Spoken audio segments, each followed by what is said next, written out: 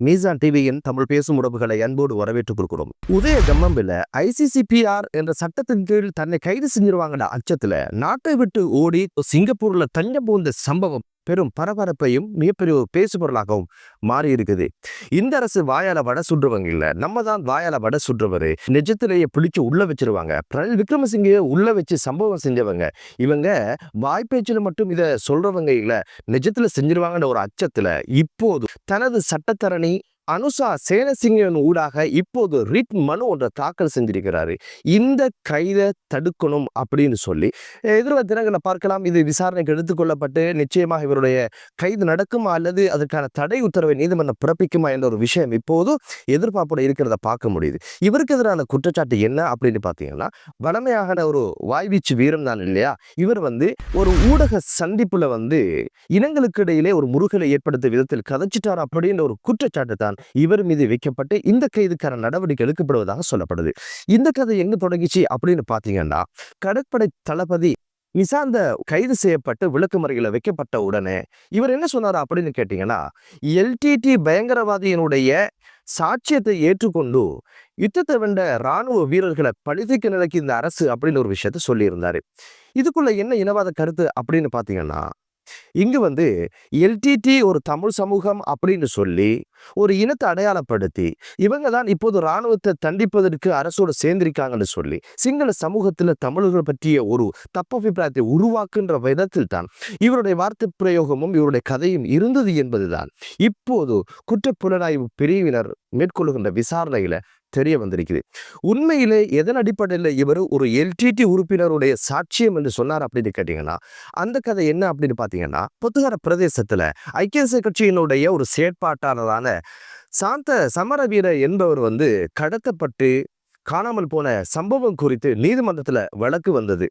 இந்த சாந்த சமரவீர இறுதியாக இருந்தது திருகோணமலையில் கடற்படைக்கு சொந்தமான முகாமில் அமையப்பெற்ற இந்த கன்சைட் வதை முகாமில் தான் இவர் இருந்ததான செய்தி வெளிவர ஆரம்பிச்சது. இவர் இங்கிருந்தார் என்ற ஒரு வாக்குமூலத்தையும் சாட்சியம் வழங்கினது யார் அப்படின்னு கேட்டீங்கன்னா, விஜயகாந்த் பொடுமல்லி என்று சொல்லப்படுகிறவர் இந்த ஒரு சாட்சியத்தை வழங்கியிருந்தாரு. இந்த சாட்சியம் வழங்குவதற்காக காரணம் என்ன அப்படின்னு பாத்தீங்கன்னா, 11 மாணவர்கள் காணாமல் ஆக்கப்பட்ட சம்பவம் குறித்து விசாரணைக்கு சிஐடி போன சந்தர்ப்பத்துல பல்வேறு இராணுவ கடற்படை வீரர்களை விசாரணை செஞ்சதுல இந்த விஜயகாந்த் பொடிமல்லி என்பவரையும் விசாரணைக்கு உட்படுத்தியதுல அவர் தான் இந்த ஒரு விஷயம் குறித்து சாட்சியம் அளித்திருந்தாரு. என்ன விஜயகாந்த் பொடிமல்லி யார் அப்படின்னு பாத்தீங்கன்னா, இவருடைய தந்தை ஒரு சிங்களவர், தாய் ஒரு தமிழர். இவர் எல்டிடியில இருந்து விடுதலையாக அல்லது விடுபட்டு இராணுவத்தோடு இணைந்து செயலாற்றியவர். அந்த காலப்பகுதியில் அவர் அங்கிருந்ததாக சொல்லப்படுது, இராணுவத்தோடு இணைந்து வேலை செய்ததாக சொல்லப்படுது. எனவே பல்வேறு இராணுவ வீரர்கள் விசாரணைக்கு உட்படுத்தப்பட்ட போதுதான் இவருடைய வாக்குமூலமும் சாட்சியமும் அமைந்தது. இப்ப இருக்கிற கேள்வி என்ன அப்படின்னு பாத்தீங்கன்னா, உதய கம்மன்வில வெறுமனே ஒரு தமிழ் எல்டிடி உறுப்பினருடைய சாட்சியை வச்சு இந்த இராணுவ வீரர்களை பழிதிக்கிறீங்க அப்படின்னு ஒரு விஷயத்தை தான் அவர் முன்னிலை நிறுத்தி பேசினார். விஜயகாந்த் பொடிமல்லி என்பவர் தமிழர் என்பதனால உதயகம்மன்பில இப்படி விமர்சிக்க ஆரம்பிச்சிருக்கிறார் அப்படின்றது தெரிய வந்திருக்குது. காரணம் என்னன்னா, அவருடைய தந்தை ஒரு சிங்களவர் என்பதையும் பொடிமல்லி என்பதையும் அவர் மறந்துட்டார். அது அவருக்கு தேவைப்பட்ட விஷயமாக இல்லை.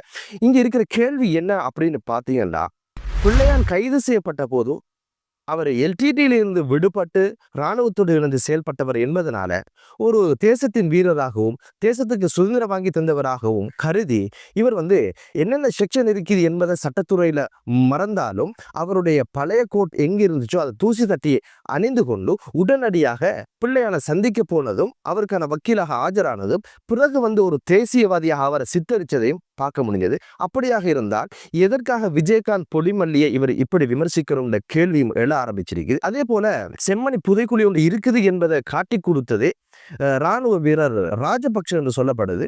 அவரெல்லாம் இவர் விமர்சனம் செய்யல.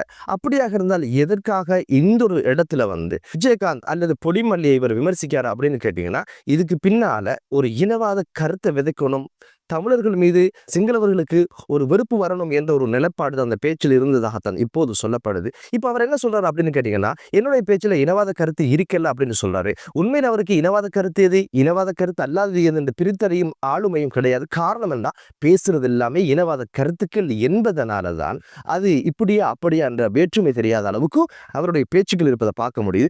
ஐசிசிபிஆர்ல கைது செய்யப்படுவதற்கான வாய்ப்புகள் அதிகம் என்பதுதான் இப்போது அரசியல் விமர்சகர்களுடைய கருத்தாக இருக்கிறது. இந்த ஒரு விஷயம் குறித்து குற்றப்புலனாய்வு பிரிவினர் கடுமையான விசாரணைகளை முன்னெடுக்கின்றார்கள். இவருக்கு தகவல் சொன்னது யாரு அப்படின்னு பாத்தீங்கன்னா ஒரு உயர் போலீஸ் அதிகாரி சொல்லியிருக்கிறாராம். எனவே கூடிய சீக்கிரம் கைது செய்யப்படுவதற்கான வாய்ப்பு இருக்குது என்ற ஒரு தகவலை சொன்னதுக்கு இணங்கத்தான் இவர் இப்போது சிங்கப்பூர் பயணமானதாக சொல்லப்படுது. உதய கம்மன்பில போன்றவர்களுடைய வாய்க்கு நிச்சயமாக பூட்டு போடப்படுமா என்ற ஒரு விஷயம் பொறுத்திருந்து பார்க்கலாம். அடுத்த ஒரு விஷயம் ஊடகவியலாளர் போன்று வேடமிட்டு ஹரக்கட்டாவை நீதிமன்றத்துக்குள் கொண்டு வருகின்ற சந்தர்ப்பத்துல படுகொலை செய்வதற்கான திட்டத்தை வகுத்தார் அப்படின்ற குற்றச்சாட்டுல தற்போது அதிரடியாக சிஐடியினர் கைது செய்த சம்பவம் பெரும் பரபரப்பை ஏற்படுத்தி இருக்குது. இவரிடமிருந்து ஒரு உடைந்த கேமரா மற்றும் துப்பாக்கியையும் கைப்பற்றிருக்கிறாங்க. கேமராக்குள்ள துப்பாக்கியை வச்சு வீடியோ எடுக்கிற என்ற பாசாங்க காட்டி ஹரக்கட்டாவை நீதிமன்றத்துக்குள்ள படுகொலை செய்வதுதான் இவருடைய திட்டமாக இருந்ததாகவும், இந்த திட்டத்தை யார் இவருக்கு கொடுத்தாங்க அப்படின்னு கேட்டீங்கன்னா இந்தோனேசியால கைதான பெகோ சமன் அவர் தான் இந்த ஒரு விஷயத்தை இவருக்கு கண்ட்ராக்டாக கொடுத்திருக்கிறாரு.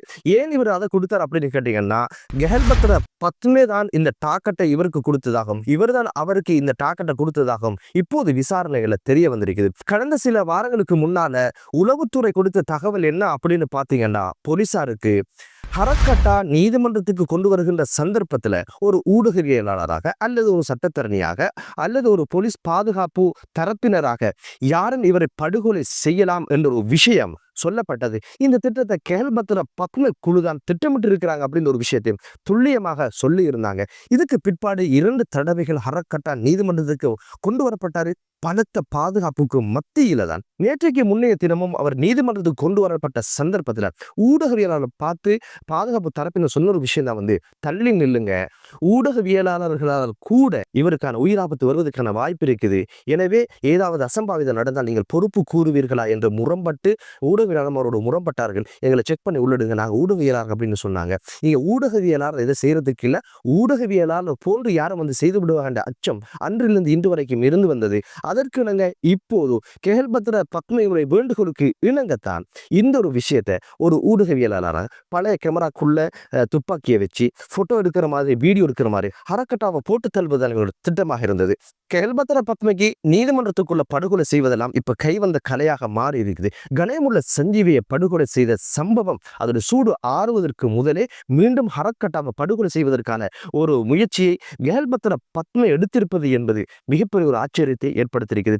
இவரை கைது செய்தாலும் கூட இவருடைய நெட்வொர்க் இன்னும் ஒர்க்ல இருக்குது, செயல்படுறாங்க அப்படின்னு ஒரு விஷயம் தான் இப்போது தெரிகிற விடயம். ஹரக்கட்டா எதற்காக டார்கெட் பண்ணப்பட்டார் அப்படின்ற ஒரு விஷயம் விசாரணையில தெரிய வரும். கடந்த காலங்களில் சொன்ன ஒரு விஷயம் தான், நீதிமன்ற வளாகத்துக்குள்ள டிரான் அலசும் தேசப்பந்து தென்னக்கோனும் 30 கோடி பணம் கேட்டாங்க. அதே போல என்ன படுகொலை செய்வதிலிருந்து பாதுகாப்பதற்காகவும் பிடியிலிருந்து விடுவிப்பதற்காகவும் 20 கோடி பணம் கேட்டாங்க அப்படின்ற பல்வேறு விஷயங்கள் அவர் சொல்லி இருந்ததுனால மேலும் மேலும் ஹரக்கட்டா வாய் திறந்தால் ஏதும் ஆபத்து வந்துடும் என்பதனால இந்த ஒரு விஷயத்தை செய்ய ஆரம்பிச்சாரா என்ற கேள்வியும் தொக்கி நிற்க ஆரம்பிச்சிருக்குது. தலைக்கு மேல வெள்ளம் போனா ஷான் போனா என்ன, முளம் போனா என்ன என்பது மாதிரி தானே கைது செய்யப்பட்டாச்சு, இதுக்கு பிறகு தப்பு இருக்கான வழிகள் கிடையாது, செய்யறதுல செஞ்சுக்கொள்ளும் என்று கேள்பத்திர பத்ம நினைக்காரோ என்னவோ தெரியல. இந்த ஊடகவியலாளர் போன்று நடித்த அல்லது பாசாங்கு செய்ய நினைத்த இந்த துப்பாக்கிதாரி அல்லது கைக்கூலி யார் அப்படின்னு பாத்தீங்கன்னா ஒரு அரசு அதிகாரி என்பதுதான் ஆச்சரியமான விஷயம். தாழ்நில அபிவிருத்தி திணைக்களத்தினுடைய ஒரு உத்தியோகத்தர் என்று சொல்லப்படுது. அரசுக்காக பணி செய்தாரோ இல்லையோ, அந்த திணைக்களத்தின் முன்னேற்றத்துக்கு உழைத்தார என்னவோ தெரியல. ஆனா கேள்பத்திர பத்மையோட கென்றக்க உயிரை பணயம் வச்சு நீதிமன்றத்துக்குள்ள சுடுற அளவுக்கு ஒரு தைரியம் வந்திருக்குது அப்படின்னு கேட்டா நிச்சயமா அதற்கான பாடத்தை நீதிமன்றமும் பாதுகாப்பு துறையினரும் எடுக்க வேண்டும் என்பதுதான் மீசான் டிவியினுடைய பணிவான ஒரு வேண்டுதல். எனவே அரசு துறையில் இருக்கிறவங்களே நாட்டுக்கு எதிராக, அரசுக்கு எதிராக, நீதித்துறைக்கு எதிராக செயற்படுவது என்பது சட்டம் ஒழுங்கை போடாமல் இருப்பது என்பது ஒரு அவலமான நிலைமை. கடந்த தினங்களுக்கு முன்னால மனைவி புதையல் தோன்றுவதற்கு காவல் காத்த டிஐஜி உதித் லியனகே இப்போது தடுப்பு காவலில் வைக்கப்பட்ட சம்பவத்தை பார்க்க முடிஞ்சது. அது மட்டுமல்ல, பாத்தாள குழுக்கள் தங்கு தடை இல்லாம, சச்சரவு இல்லாம, சிக்கல் இல்லாம அவங்களோட பணியை செய்யற அட்டகாசம் எல்லாம் செய்து கொள்வதற்கு SSV சதீஷ் கமகே பல கோடி ரூபாய் பணம் பெற்றதுனால, வங்கியில இருப்பு செய்ததுனால அவர் கைது செய்யப்பட்டு சிறைக்கு அனுப்பி வைக்கப்பட்டாரு. நேற்று தினம் அவரோட வழக்கு வந்த நேரம் தான் லஞ்ச ஊழல் ஆணைக்குழுவினர் சொன்ன விஷயம் என்ன அப்படின்னு பாத்தீங்கன்னா, இன்னும் அவருடைய மனைவியினுடைய மகளுடைய வங்கி கணக்குகள்ல பல கோடி ரூபாய் டெபாசிட் பண்ணப்பட்டிருக்குது. இவைகள் அவருடைய டிரைவரும் பிசி தரத்தில் இருக்கின்ற ஒரு போலீஸ் உத்தியோகத்தரும் தான் வைப்பு செஞ்சிருக்கிறாங்க. எனவே இவரை விளக்கு முறையில் வைங்க, இவங்களை விடுதலை செஞ்சிடாத என்ன விசாரணை தொடர்பாக சொல்லப்பட்ட விஷயத்துக்கு இணங்க அவர் மீண்டும் விளக்கு முறையில் வைக்கப்பட்ட சம்பவம் எல்லாம் எமக்கு எதை சொல்லுது அப்படின்னு கேட்டீங்கன்னா, இப்படியான ஊழல்வாதிகளாலும் இப்படியான அரசு அதிகாரிகளிலும் தான் நாடு இந்த இடத்துக்கு போயிருக்குது என்பது ஒரு அவலமான ஒரு விடயம். நிச்சயமாக இவைகள் எல்லாம் களையப்பட்டு இவர்களுக்கான தண்டனைகள் கொடுக்கப்படட்டும் என்று கூறி நீதிமன்றத்தினுடைய நடவடிக்கைகள் சுயாதீனமாக இருக்க வேண்டும், பாதுகாப்புள்ளதாக இருக்கட்டும் என்று கூறி மற்றொரு காணொளியிலே உங்கள் அனைவரையும் சந்திக்கலாம். நன்றி.